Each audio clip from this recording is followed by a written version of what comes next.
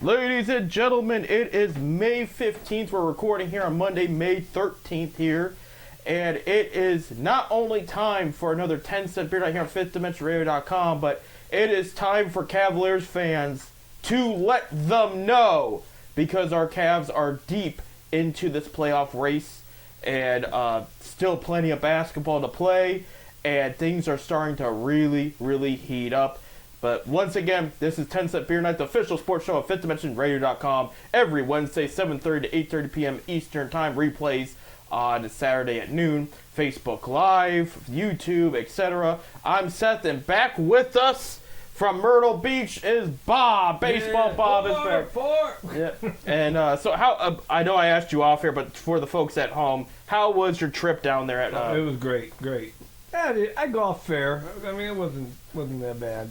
But, normal. But golf. anytime I get on the golf course, it's great. Right. Anytime. It's similar to the ball field too for you, so it's like anytime you can be there. So glad to hear it. And Bob was saying off air, it did rain, but only at night when they needed it to rain, and not when they didn't. Yeah, it was so 80 to 90 degrees all 4 days I was there. Yep. When he went to the ball game, when he went to the golf course, it didn't rain. It was beautiful. And I do got a quick story to share, Bob, because you went to Myrtle Beach. There's gators down there. And speaking of that, on the ball game, at the ball game, Myrtle Beach Pelicans. Yeah, Myrtle Beach Pelicans. Me, my buddy Mike, my buddy Pete, my buddy Bob, all got put on a jumbotron to honor veterans. Oh, that was awesome. We had a Marine, of course, a Coastie, a Navy, and an Army guy. And it was pretty cool. The girl comes up to us and asks, we all was wearing military shirts. So she asked us, "You guys in the military? Can we get you on the jumbotron?" I said, "Yeah, that'd be great." So and then I don't know what TV channel it is down there. I think it's WBT or something. They come over and they interviewed us for a second, but we didn't get to see it on the TV. Dude, that's awesome. That's awesome. We thought it was pretty cool. Yeah, absolutely. One of my best memories with the Cavaliers this year, and I think it was the game that honored Nick Gilbert, but I can't remember. There was a Cavs United member that was there in the box seats. World War II vet, 100 years old. It was his 100th year birthday. The place stood up and roared, and it was awesome. So you love to see it, and like. Little black dude, it's very skinny, because he's 100 years old, and tears started coming as he was touched. It was awesome. Absolutely. Well, very few of the World War II guys. Very few, and that's what made it. That's what made it special. They're leaving us every day, and they are, and and even Nam too. It's getting that point. Nam, the guys are in their 70s now. Right, right, but still, it's starting to go there. I just missed Nam by a year. Of course, I'll be 49 here pretty soon. Times 4. I'm kidding. He's not that old. But no. Anyway, the one story I wanted to share, because you brought up golf real quick. There's gators in Myrtle Beach. Oh, we've seen a lot of them. And I don't know. I saw this video this past week, and I kind of thought of you. I don't know if this was Myrtle Beach or this was Florida. This was U.S. though. And there, that rule, you got to play it where it lands. And they were showing this big gator. I mean, huge gator. This wasn't a normal size. This was a monster. This huge gator on the sidelines. He's just like laying there. And they had the camera angle behind him. You don't see anything. You just see like his mass. And they kind of angled it to the side, and the ball landed on his head. And in the water, there was another gator with his mouth wide open, just like that. And they're like, "Is anybody going to touch it?" Well, we was playing at Heritage Country Club, and my buddy Pete walks up to the green. He said, "Man, that's a big log." We were looking at him and said, "That's not no log." It's not, no. It was about a 10-foot gator laying right there, But the funny thing about that, it didn't even move. It just sat there laying in the sun, getting some sunbathe. It was pretty cool. I mean, that was Pete's first time he ever seen a gator, though. Right. Close up like that. Yeah. So. Yeah, I mean, you definitely don't want to get too close to them, but if you mind your own business, they'll mind theirs usually. The baby ones, not so much these days, especially in Well, Florida. you don't want to mess with the baby ones because Mama ain't too far away. Well, no. But they were having problems with in Florida people jogging, so it's still sports related people jogging, and the baby ones coming out of the water and nipping at their feet and chasing them, and it was like, that's not fun. Oh, a gator will come out of water and go after a little dog. Yeah. I've seen that when I lived in Florida years ago. I've seen a guy walk, a woman walking her dog on a leash next to a pond, and this gator came right out, grabbed that dog, and headed right to the water with it, a leash and all. Goodness gracious. They'll You don't want to go home to sit with that news. But anyway, speaking of going home to some bad news, I was there at game 3 on Saturday night there for the Cavaliers here. Right now, and I know by the time you hear this, you'll know the result of game 4. Game 5 would be Wednesday, so by the time, actually, this is probably on during game 5, great. But it is what it is. Oh, they can always go to YouTube later on in the evening Right. and watch the replay. Right. They still need our analysis at the end of the day. But so I was there at game 3, and people leaving, the attitude was still a little positive. Like, we didn't like the result, but it was like they're down, but they're not out. And that's the thing when it's coming to this Boston team, and you heard me talk about it last week, anybody that listened to last week's show, Boston is not good under the basket. And in game 2, which Cavs played phenomenal, okay, they dominated under the basket. And that was the weak spot. And it still was in game 3, but they didn't take advantage of it. I think my issue is with game 3, okay? You've heard me say this all year round. It's fundamental basketball. I'm not a basketball coach by any means, but if you make the extra pass, things open up. It's about working the ball and getting guys open. This is, to bring an example, I know people don't want to think about this team, but they were a very successful team. They were a 4 championship winning team, but the Warriors, what made them so good? Not only were they a great outside shooting team, they moved the ball so well and slick, and that's what you have to, and we always talk about 2016. The reality is they did beat the Cavs 3 times in LeBron, And real quick, you might want to put your mic on. Oh, that's right. Thanks for reminding me. Yeah, I just saw that there. Okay, yeah. So they heard you okay, but yeah, don't hear your bad. Now, there, the mic's on. Mic's on. Anyway, so I'm old. right. Okay, I'm old. It's okay. But so the first quarter, they start moving the ball well. They're making the extra pass. They're doing what they're supposed to. The rest of after the first quarter, they stopped. And I'm trying to figure out, why would you stop? You're drawing fouls. Again, they went the whole third quarter without a free throw at the line. Like, not hitting a free throw. They didn't go to the line once in the third quarter. They weren't drawing any fouls. You're moving the ball very well in the first quarter. It was neck to neck the whole first quarter, and then you stop. Why did you stop? And that's when It's been like that all season. The third quarter seemed like to have been the quarter that they get. Except game 2. Except game 2. Quarter, but my question, and we know J.B. Bickerstaff. He's a defensive coach. And the thing is, I'll say game 3 defense was not terrible. I'll say game 1 defense wasn't. Game 1, Boston just hit everything. There was nothing you can do about that. There was contested shots that went in. So I wasn't mad about the defense in the series. I'm mad about not getting enough points, because when they start getting points like we saw in game 2, they can break through and find a way to take a good lead and win the game. And that's all it takes. And, I will tell you the positives I'll take from game 3 is, first of all, the attitude after the game. Mitchell called it his worst playoff loss of his career, which I didn't think it was compared to what we saw against the Magic and the Knicks last year. I didn't think that, but he took it as that, because he said, we followed up a great win with a bad loss. He said, we let him go on a 14-0 run and never turn back. And, he's not wrong. He's got the right attitude. And I guess he grilled out Evan Mobley in the locker room after the game, because they're really banking on. And here's my thing is, I'm not trying to make excuses. I really want Jared Allen back as soon as possible. Because Mobley, he's doing what he can, but you have Allen in the mix there. They're not going to stop that down low. They're not. Boston does not have enough. What I said last week still applies right now. Jason Tatum, watch him in these games.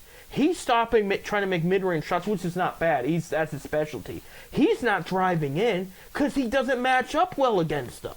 And I called that. I said, guys, Jason Tatum will not drive in against this team, and he hasn't.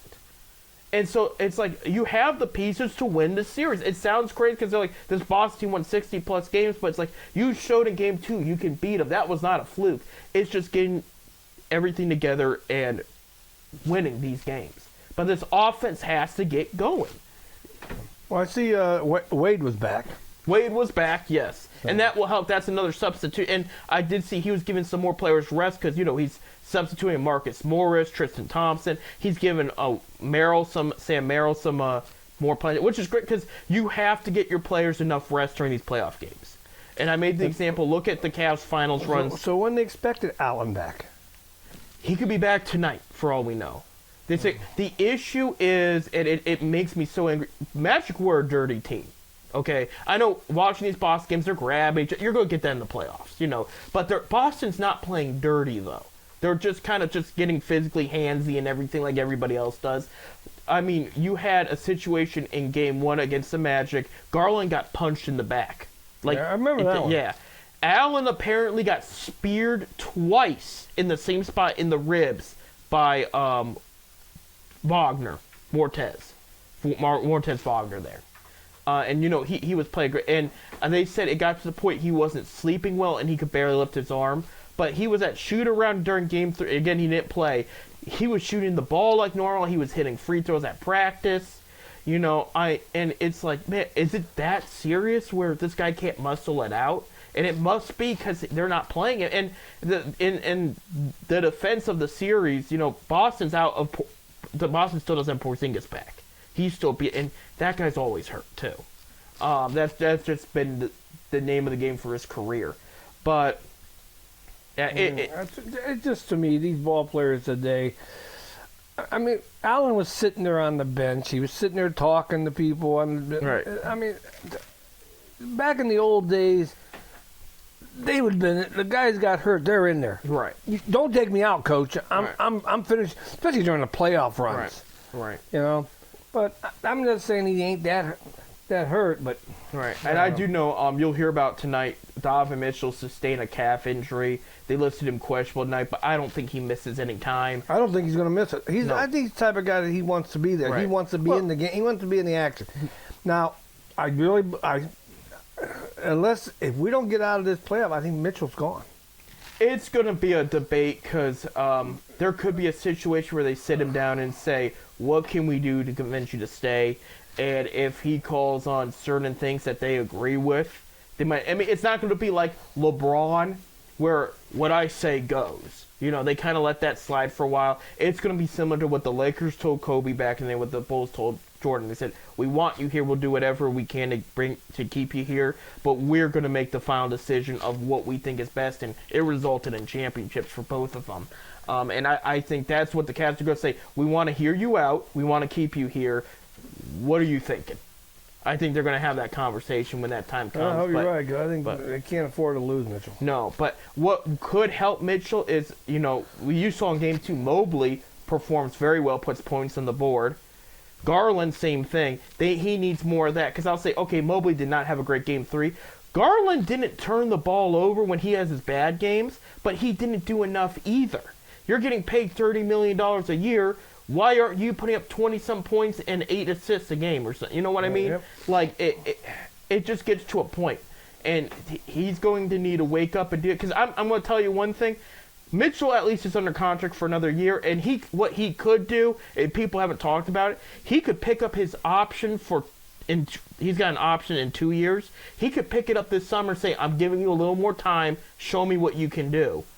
In the front office, pick up his option, and I could see if things don't improve and they get eliminated by Boston, I could see Garland getting on the move because you're getting paid $30 million a year and you're not showing it, and they will pull the plug if that's what. Because I'll say Mobley's showing improvement, and Allen's again did his thing this year. I think they're safe, but I'm telling you, if Garland does not step up in this series, I mean, because he barely stepped Well, up in the match. we're gonna go tonight. We can't afford to lose this one and go back to Boston. You're right. This is a very critical. I mean, if they go to Boston down 3-1, it's going to be bad. But I have a good feeling about tonight. I will tell you that. I think they're going to come out better. They're saying all the right things right now. They're not making excuses. They're just saying we need to do better. We know we can do better. Game 3 was not our best basketball, So and it wasn't their worst loss either. We've seen so much worse already, and They played better than what the score showed. But I will say JB's job is not completely safe either. I mean, the one thing I didn't like is, okay, you have Isaac Okoro. You're pretty much your best defender on the team, outside Allen and Mobley under the basket, okay? When Okoro's been on Tatum, he's been overall pretty successful. Okoro can guard anybody. That's what makes him special. He had Strus on Tatum almost the entire Game 3, and Tatum is so much taller than Strus. He took advantage of it. I said, when are you going to make the adjustment, put Okoro back? Okoro sat most of the second half. And I don't know why. Like, it took JB till Game 3 or 4 last year against New York to put Okoro on Brunson, because Brunson's production went down against Okoro. And Brunson's a very good player. Yeah. It's like you gotta make these matchups right. You gotta get it right off the bat. I don't know. It just seems like Bickerstaff don't know how to match up. At times. Yeah, he'll get everybody else right, but there'll be that one player on the court he can't match up well. And it's it just I don't know. But I really believe that if he don't get out of this series, I believe Bickerstaff's gone. Yeah. I mean, personally, I believe right. that. I hope not. He's a good coach. He's a good coach, but But at the end of the day, is he going to win you a championship? And that was the same thing with David Blatt back. Which, in his defense, they hired him not knowing LeBron was coming back. The idea with David Blatt back in the day was this was a guy that was going to try to get Anthony Bennett's career turned around. He was going to use Kyrie, Andrew Wiggins. I like David Blatt. Right. I liked him. I think he should have got a second chance with somebody else, and some teams interviewed him, but he never got that chance. But he wasn't. The idea was he was going to get the players that on that roster at the time were going to fit his system. Then LeBron comes back, and then it's like, well, now we're going to go out and get Kevin Love. And in all reality, okay, yeah, definitely get LeBron and Love because you're going to win a championship, and it was well worth it. But they didn't fit the system that they hired Blatt for. And so it's like, yeah, you could be a good coach, but it just depends at the end of the day if you're the guy that's going to get the job done. So that's when LeBron came out and said, I'm going to take my talents to the North Coast, right? No, like North Coast, Cleveland. Yeah, yeah. My point being was Blatt was a good coach. Well, Blatt was a good coach. The situation just didn't fit there. Real quick, because we're running out of time here in the first segment, just a couple more NBA things. Suns fired Frank Vogel. I think that was a mistake, but they did hire Mike Budenholzer, which was a good choice. So this is their third new coach in 3 years. Sounds like the Cleveland Browns before Stefanski. And then, real quick, last night was the NBA draft lottery. They've never done it on a Sunday night, I don't think, before, and it was last night. The Atlanta Hawks, who were in the bubble, lost in the bubble, 3% chance of winning the first pick, won the first pick overall last night. Then the Wizards got 2, the Rockets got 3, the Pistons with the worst record in the NBA fell to 5. And it's like, after all of that, they fall to 5 there. And what a crazy turn of events. And that is going to shape up. We'll talk more about that. But that and more. And plus, we got to talk about the Guardians. Kind of a weird week last week. But we got to talk that and more in baseball coming up. Stay tuned.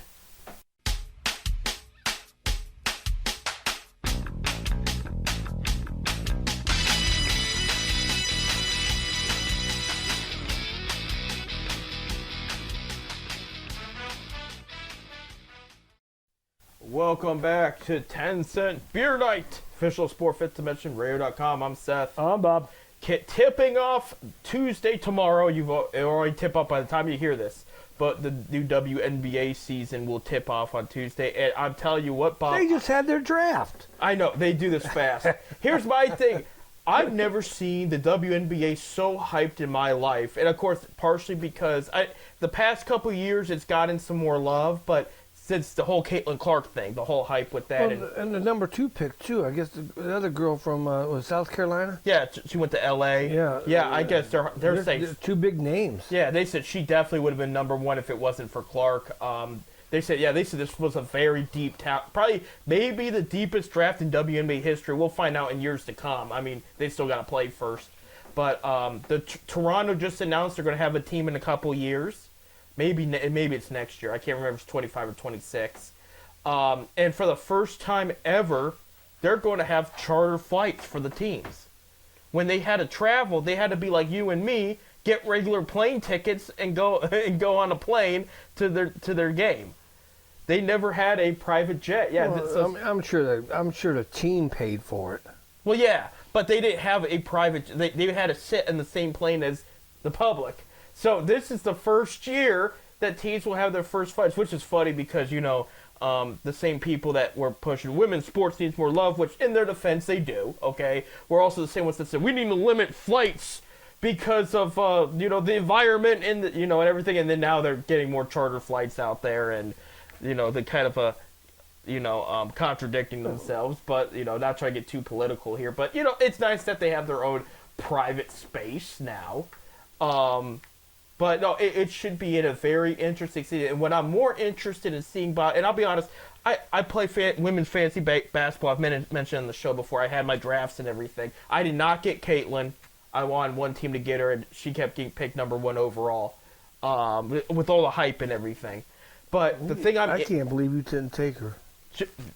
One team, she was available, and I decided to go with Ajaya instead, and just... The only thing I like to see about the women's sport, I like to see more money involved with the girls. I think you are going to see that. Well, give it a season. You see the men's first pick, what, $4 or $5 million probably? Right. She got $78,000.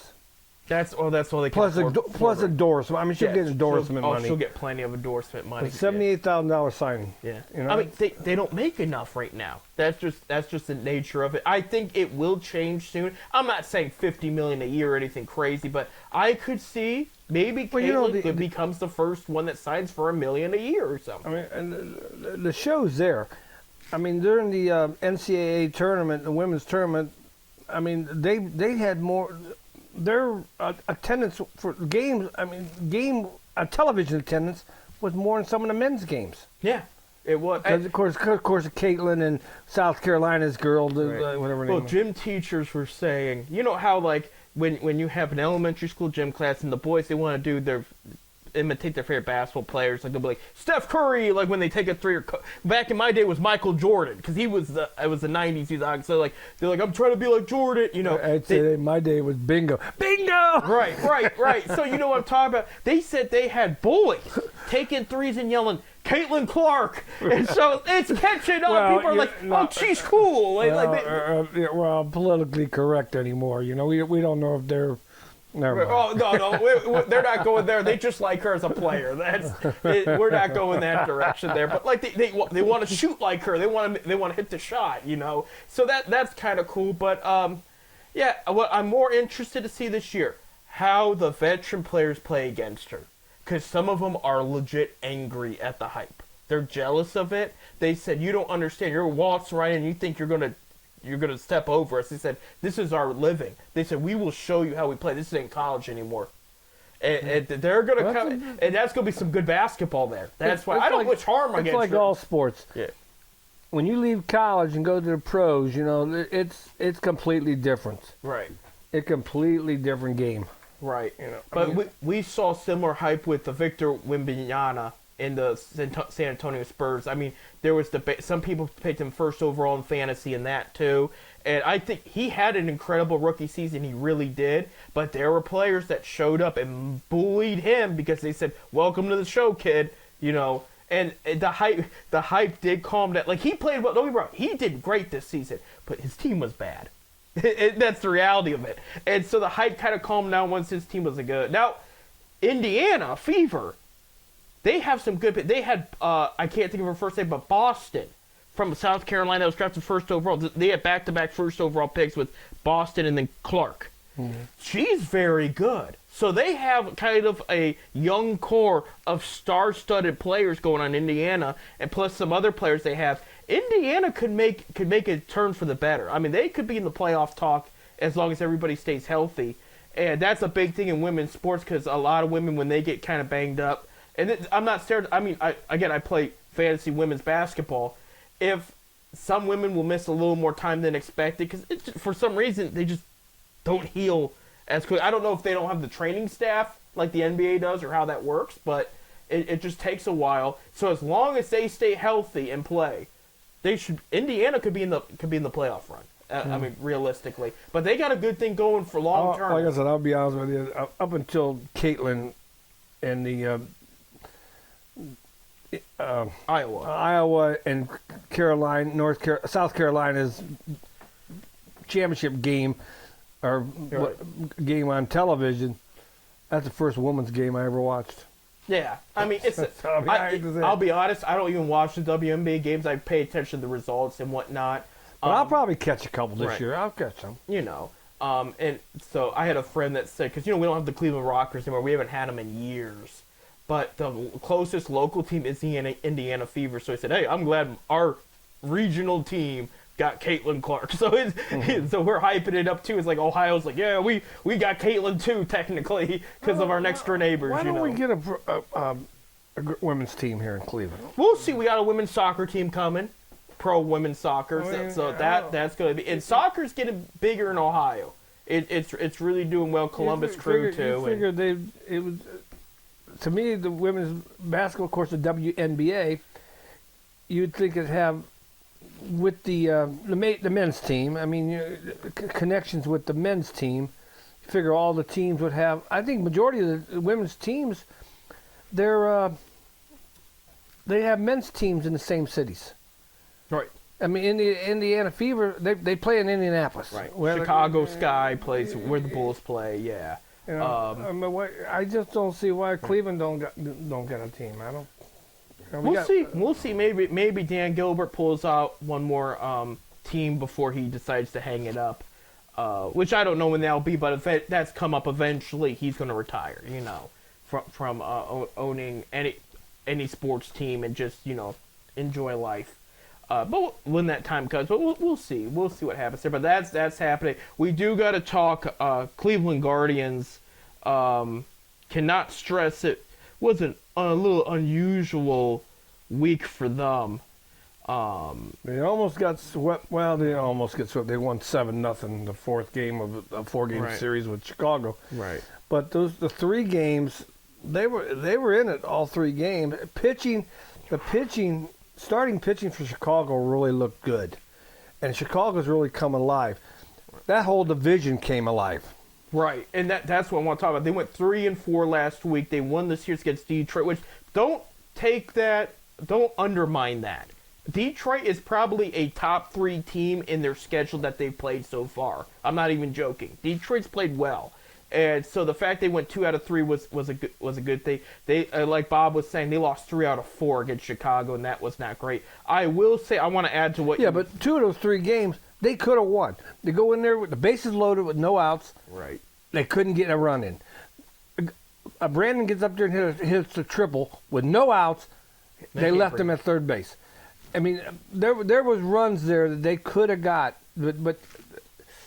That was the big problem last year. That's the goal to show you. We don't have that bat. Right. We got Jose's starting to heat up. Naylor's starting. Naylor had a great week. Naylor's starting to heat up, but those are only Josh Naylor. Josh Naylor, yeah. Yeah, Bo not so much. But and then we lose Quan. He's big. Yeah, that's the top hitter in the league. He was the number 1 hitter in the league, led in hits and batting average. And we lose him, but hey, it's still a long season, and I think we're still in first place by half a game. I will add to what Bob said. The White Sox starting pitching is underrated. That's the only thing they have going. They don't have any real good hitting consistently, and their bullpen's so. But their starting pitching is young and it's vibrant right now. And it goes to show you how our pitching was that series too. We lost 2-1. I think we lost 2-1, 3-2, and they were close games. And Cookie Carrasco pitched an excellent game the other night. Yeah, he did. and he got the loss. I mean, yeah because that was the game they had the bases loaded and they couldn't get it running. Right. Looking ahead this week, Bob, they're in Texas Monday through Wednesday for a 3-game series, which is going. That's the defending champions right now, and they're playing pretty solid right now. Nothing crazy. I'll be happy if they just take one of the 3.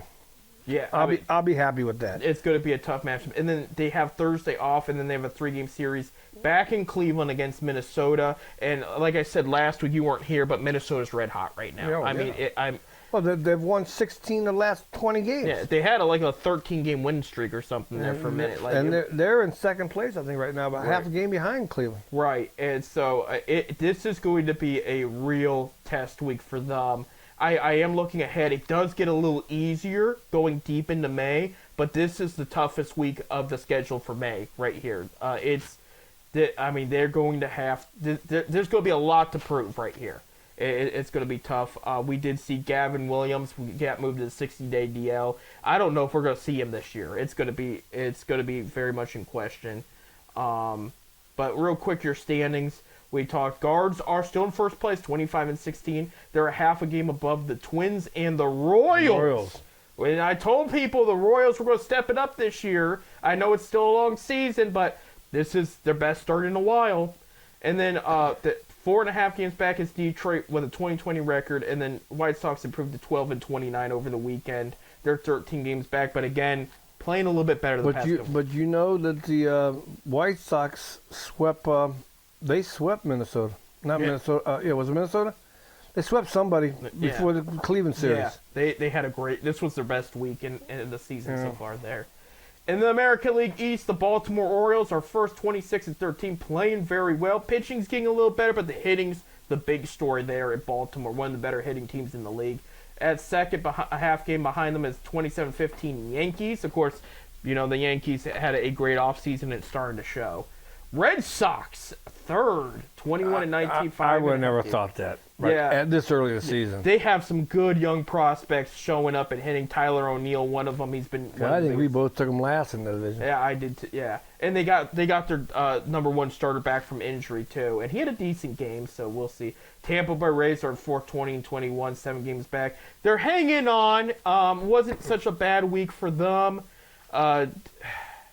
It's just they lost so much from injuries and other things this past since September. It's starting to really affect them now. They could take a turn for the better. It's not too late, obviously, but this is not the Rays you saw last year. And number 5 is the Toronto Blue Jays, 18-22. Rumor has it Mark Shapiro's on the hot seat, and that they're pursuing to blow it up and rebuild under somebody else. So you could see a very interesting trade deadline from Toronto. If Toronto lets him go, it won't be long he have a job. Right. Somebody's going to get him there. But I think the issue with Toronto is some of the hitting is not showing up. Vladimir Guerrero Jr. has proved he can hit the ball. He's going to turn it around. Bo Bichette, who also is having a rough start, he can turn around too. The pitching's not anything to write home about right now, and that's where they're at. In the American League West, Seattle Mariners, number 1, 22-19. The young guns over there in Seattle showing up this past week, playing some good ball. Number 2, Texas Rangers, who are going to play the Guards this coming week, 22-20. They're a half game out. Number 3, Bob, the Oakland Athletics, 19-23, 3.5 games back, but they believe in themselves, and the fans that are sticking around, fighting against the ownership, are showing up, and they're cheering on the A's to have a special season. We'll see, but not so far, not bad. Now they will be going to Sacramento next year. Yes, Oakland will be playing in Sacramento next year. Right, absolutely. Number 4, Houston Astros, 15-25. Not the start they thought they would have, and then Angels, who have since lost Mike Trout, have continued to go downhill. They're 15-26. There for the National League here in the East. Philadelphia Phillies, who continue to stay red hot, 28-13 are in first. The Atlanta Braves are in second, 2 games behind, 24-13. Had kind of a weird week this past week, but their last 10 they're 5-5. So there you go. You want to hear another surprise, Bob? Number 3 is the Washington Nationals, 19-20. They're actually tied with the Mets at 19-20. Mets doing a little bit better, but Nationals hanging in there. It's getting really interesting in Washington. And then, of course, the Miami Marlins. I mean, they got some guys back from injury, pitching-wise.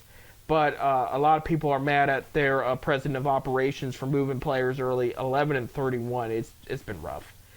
In the National League Central, it's similar to American League Central. It's pretty close. The Milwaukee Brewers are first, 24-16. A half game behind them, their former manager, now with the Chicago Cubs, 24-17. And then you have the number 3 Pittsburgh Pirates, 18-23. Called up Paul Skeens over the weekend. That's their number 1 pick from a couple years ago. That is, everybody knows Olivia Dunn from LSU, the gymnast. That's her boyfriend. He came up, played 4 innings, 7 strikeouts, gave up 3 earned runs, no decision. But he's the hottest prospect to be called up in baseball recently. And they're trying to, they believe, I mean, he had a .99 ERA in like a dozen maybe more than that. In AAA, I mean, he was rocket. So he's going to be up for a while. We'll see what he can do. But the only issue, Bob, is he didn't pitch a lot of innings in AAA either in those games. So it might be just throw better command, more accuracy. So he's not throwing as many pitches. But we'll see. The guy throws an average 102-mile-per-hour fastball. I mean, we'll see what happens. Absolutely. The Cincinnati Reds in 4-17-23. Yeah, they're struggling offensively and pitching. Yeah, the weird week this past. They had a good month of April. The May has not been so great to them. The St. Louis Cardinals 16-24, and it just Bob. Between Paul Goldschmidt and Nolan Arenado, there's 4 home runs. 3 of them are from Goldschmidt. The stars are not hitting over there. St. Louis just. I mean, I think you're going to see a big trade deadline from them, too. There's going to be a big trade deadline, and you're going to see changes in the front office. Yeah, there's going to they've been this way the last couple of years. Yeah. And this is one of the most consistent organizations we have in the game. The fans aren't going to put up with much anymore. No, they are not. In the NL West, LA Dodgers 27-15. Overall, playing some good ball. They had kind of a bad series against the Padres. That matchup's going to haunt. If they meet in the playoffs, that could be the kryptonite for the Dodgers there. Number 2 are San Diego Padres, who are 22-21 after winning the series against the Dodgers over the weekend. Number 3, the Arizona Diamondbacks, 19-22. And number 4, the San Francisco Giants, who are 19-23. And then number 5, one of the worst teams in the league, 12-28, the Colorado Rockies there. Pretty much the second worst team in the National League, and tied for the White Sox for second worst in the whole league. So there you have it there. We're out of time for this segment. When we come back, We'll talk some more baseball. We'll talk some more basketball. There might be a little bit of Browns. I mean, Browns news is going to calm down a little bit until training camp. Well, there was something the other day. We'll talk when you get back. Yeah, we'll talk when we get back. Stay tuned.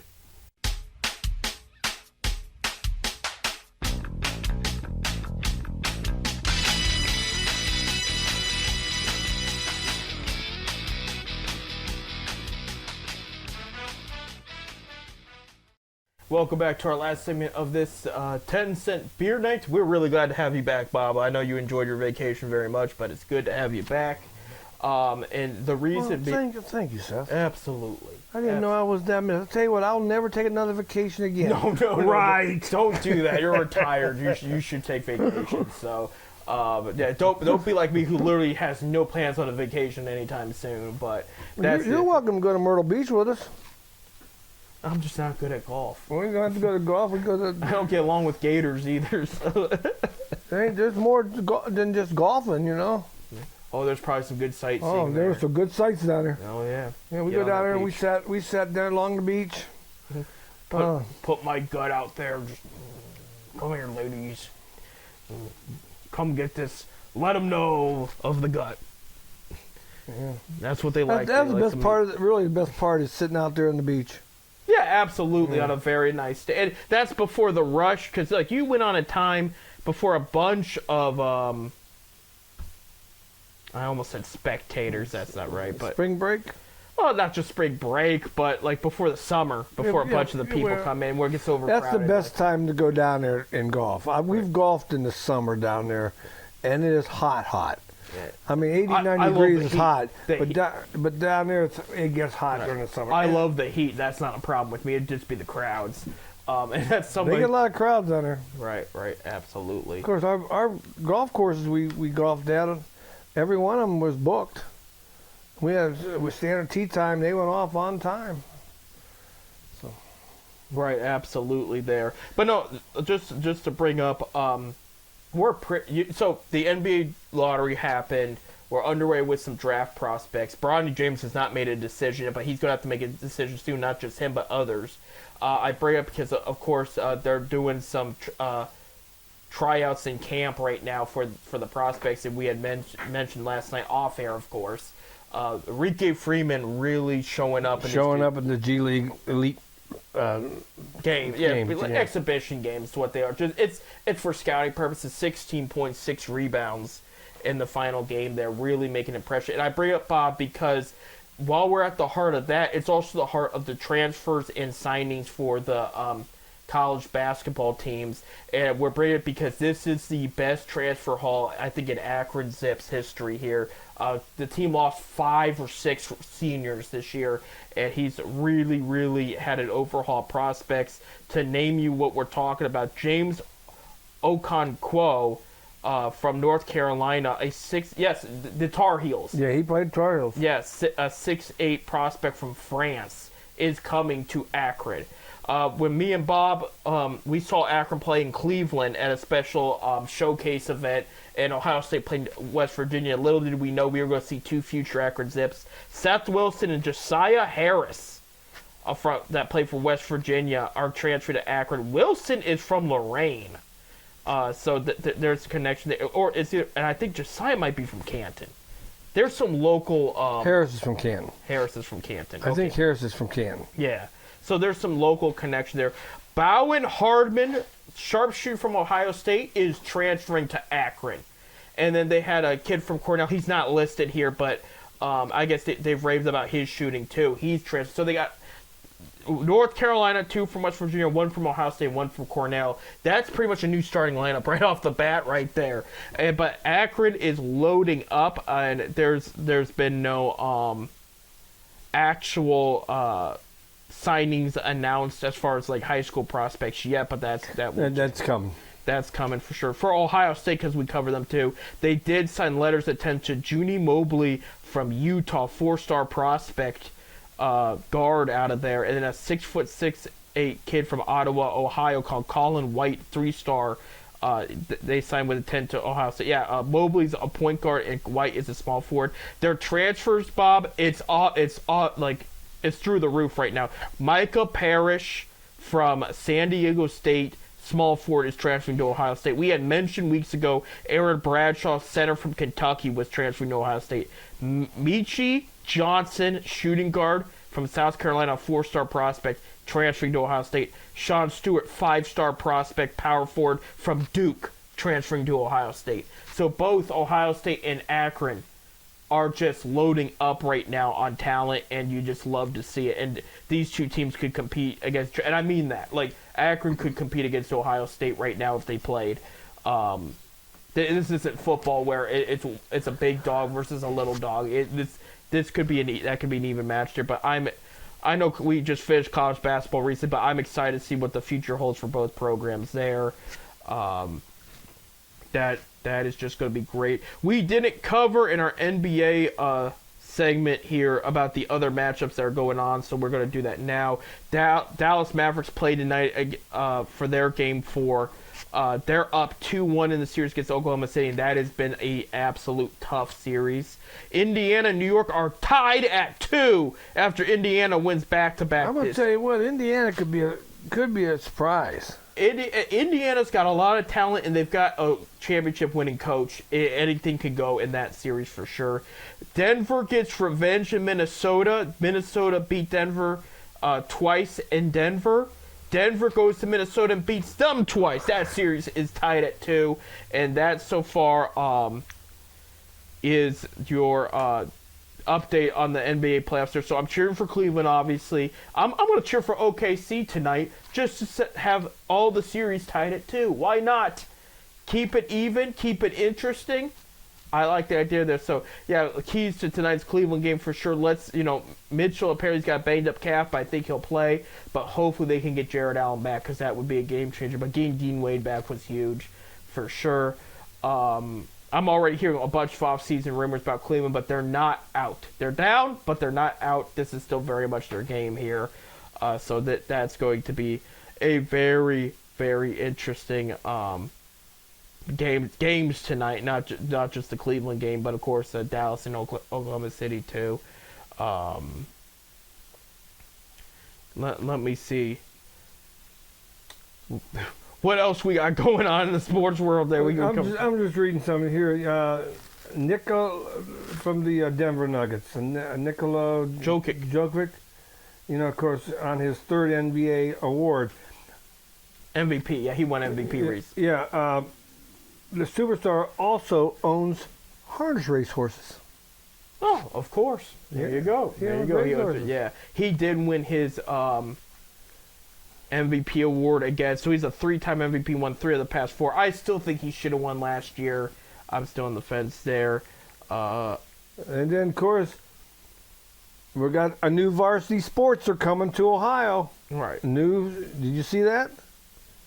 Yes. Women's flag football is going to be a varsity high school sport. I like it. I really. California and New York has added it to last year. This spring, Colorado and Tennessee has since joined them, and Canton will host the National Flag Football Championship. That means I got a job. In July for the girls and boys at the Pro Football Hall of Fame. And Ohio becomes the 12th state to do flag football. That's awesome. I'm looking forward to that, and that's going to be a great opportunity for the ladies there. They're looking for coaches. You want to be a coach? I'll be a coach for flag football. Yeah. So, ladies! Here's some super glue. Glue that on. Yeah, glue that on. And then I get in trouble. Tom Brady can admit to Deflategate, but I would get in trouble for that. So that's all. No, you would. That's the whole thing. Anyway, so here are the NBA season awards. They haven't announced first, second, and third team awards yet, but of course, Jokic wins his third MVP award, rightfully so. Your NBA Defensive Player of the Year was Rudy Gobert of the Minnesota Timberwolves, and he's played very well for them at this point.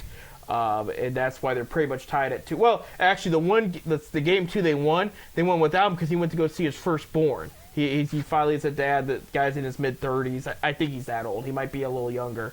But, yeah, he wanted to be there for his firstborn, so he missed the game. He got a lot of criticism for that. They still won anyway. Victor Wembanyama, an unanimous winner for Rookie of the Year. He definitely deserved it there. Bulls, I didn't even know this was a word, but there's an NBA Hustle Award, and Chicago Bulls, Eric Caruso won that award. What award? Hustle? Yeah, they got these new awards for all kinds of stuff. They have Teammate of the Year award, which is kind of like. You got to give these awards out to everybody, like a participation award. Everybody's got to get one. It's all different. Teammate of the Year award, Michael Conley of Ohio State kid from the Minnesota Timberwolves there. Executive of the Year award went to Brad Stevens. Yes, if people don't remember, he was the coach for Butler and the Celtics. He moved up to the Boston front office a couple years ago. He's the executive winner of the Executive of the Year award. I'm gonna butcher this name, but the Thunder's coach won Coach of the Year. That is Mark Daigneault. I think I butchered that. You said it better than I would have. Yeah, absolutely. Kia Clutch Player of the Year, Steph Curry. It had to do with points and field goals at a certain time of the game. Sixth Man of the Year award goes to Naz Reid. For those that do not know, he's the backup center for the Minnesota Timberwolves. Cleveland originally targeted him as their top pick target of the offseason last year. He, however, decided to re-sign the Timberwolves for obviously more money. Thanks to the Larry Bird rule, the Wolves couldn't offer more money than anybody else. But he was very highly targeted from Cleveland. If we would have got him, we probably not would have got Max Strus, though. So that's the reality of the situation. But good for him. Tyrese Maxey of the 76ers wins Most Improved Player. He deserves it. He was incredible this year. And then NBA social justice champion. Social. Social justice champion. Karl Anthony Towns won that Minnesota Timberwolves there. So I don't know what that means, but that was another award there. So they're going to announce the first, second, and third team players. I don't know if Cleveland's going to have anybody because Mitchell missed too much time where he's not eligible for those awards there. I think Jared Allen could possibly make the third team. Possibly get third team, yes. Yeah, he averaged a double-double game. He was one of the most dominant centers in the game this year. That's the closest they're going. I think defensive player, I think Mobley missed too much, but Allen could be in the talks for that for defensive teams. They didn't really have a rookie that played enough this year for the rookie awards, but I mean, at the end of the day, I don't care about awards. I care about this matchup against the Boston Celtics more, and they would tell you that too if they were sitting here. All in all, though, it's going to be a very interesting matchup here against Boston. It's going to be an interesting week in general between what the Guardians' tough week, and then because by the time we have our next show, Bob, we don't know if the Cavaliers are still going to be playing or not. They're either going to be advancing or they're not. Yeah. There's either going to be by the time the next 10-cent beer night, they're either eliminated, advancing, or there's going to be a game 7. So we got a game tonight. Wednesday, Monday, Wednesday. And I think Friday or Saturday would be get. So they were doing. I had an issue with that, Bob, because they were doing every other game for Cavs and Celtics, which I don't have a problem with that. I had a problem with. They had 3 games of rest for the Denver-Minnesota series. And there was another series that had a similar situation. I go, I understand Cleveland was the only match, Cleveland and Orlando were the only game 7 in the first round. So that kind of backed things up. But it's like, well, they get a little more rest, but nobody else does. And that would be in the defense of the Celtics, too, in that case. I don't know how the rules. I mean, the schedule I'm making. Right. I will say a day or two is pretty standard in the NBA for rest between playoff games, but I just found that kind of strange. But I mean, and I know they're trying to move scheduling for ratings and TV too. That's why Saturday's game was 8:30 p.m. And there was a game before them because they felt the Boston-Cleveland series was going to gain more. Well, that's like the Orlando series. Cleveland's games are all on Sports Time Ohio or Valley Sports. Right.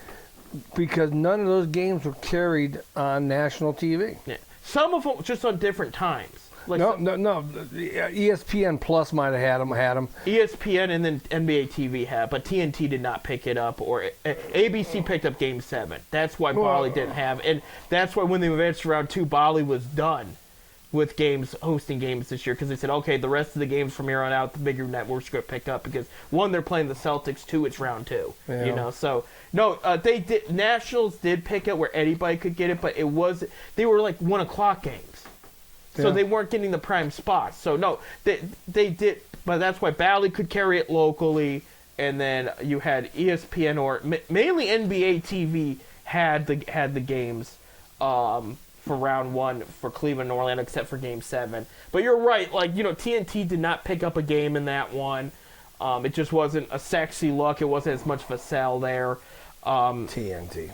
And let's let the hometown TV stations do it. Right. It's their games. My question is, what do our very good Cavs staff at Bally do during these games? Because there's games going on, but they don't get broadcast. No, but they have a pregame or post game, just like the Browns games. Channel 19 does all the post games and pre games, but they 19 don't have the games. Right, absolutely. They just come out with it. Speaking of Browns, I wanted to bring this up because his dad played for Cleveland. We did have some breaking news before the segment started. Antonio Winfield Jr. of the Tampa Bay Buccaneers signed a 4-year extension with Tampa Bay to make him the highest paid defensive back in NFL history.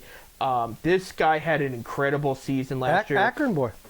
Yeah, he's from. He didn't play for Akron, but but he played for Garfield High School. Right, Garfield. So Akron kid. His dad played for the Browns. Still has plenty of love for the Browns. People were wondering if the Browns were going to take him. That's right. They took Delpit. I think they took Delpit. I think Winfield was picked before Delpit. But I love Grant Delpit. He's played incredible for us. So that's nothing against him at all. But Winfield had an incredible season last year, and it didn't get noticed enough. He didn't get first team Pro Bowl. He didn't get first team All Pro. He had the numbers, people. He forced more turnovers than any defensive player last year. He had over 200 tackles too. He had an incredible year, and it did not get enough attention. Good for this kid. He's getting paid. Denzel Ward, by the way, is the third best paid defensive back player in NFL history. So just to put in a little bit of perspective, how these guys are getting paid, they're about 21 some million a year is what Winfield's going to get. So for being defensive back, I mean, he hits hard. He forced turnovers. Great player there, and I'm happy to see him stay in Tampa Bay next to Baker Mayfield there. Obviously, different sides of the field, but I'm just glad for the Akron boy. yeah, absolutely. So he is the best paid. And of course, his dad played at Garfield. His son played at Garfield. It's funny because the senior played for the Browns. He made decent money. He decided to stay in Akron. Raised his family here in Akron. So he could have been up to Westlake or the rich areas of Bath or whatever, and kid could have played for Revere. Right. Where did he go to? Let me real quick see where he went to college. Who? Winfield? Junior. I think he went to. Didn't he go to Ohio State? No, he did not. I know that for a fact. Where did Dad go? Let's see. But he's from Columbus. Junior is. Well, the senior's from Akron. Senior's from Akron. Yeah. I knew name wise. Right. Yeah, senior's from Akron. Yeah. Because he played with Pittman and stuff. Where is it? They should have this. Did he go to Kent? No, he went to somewhere bigger. Minnesota. Oh. Yeah, Big Ten. Yeah, Minnesota. He played for Minnesota. How did Ohio State not pick him up though? That's a question. Maybe his dad said you ain't playing for Ohio State. But Ohio kid, Where did Dad play? Say where Dad plays? I think his dad plays around here. Didn't he played for Kent or Akron? His dad played. He played for Ohio State there. Okay. Let's see. Yeah, he played Garfield in Akron. Yeah, he's from Akron. Okay. I remember him playing. He was a first-round pick. Yeah, see, Junior was a second-round pick, but good for that kid. Hey, we're out of time.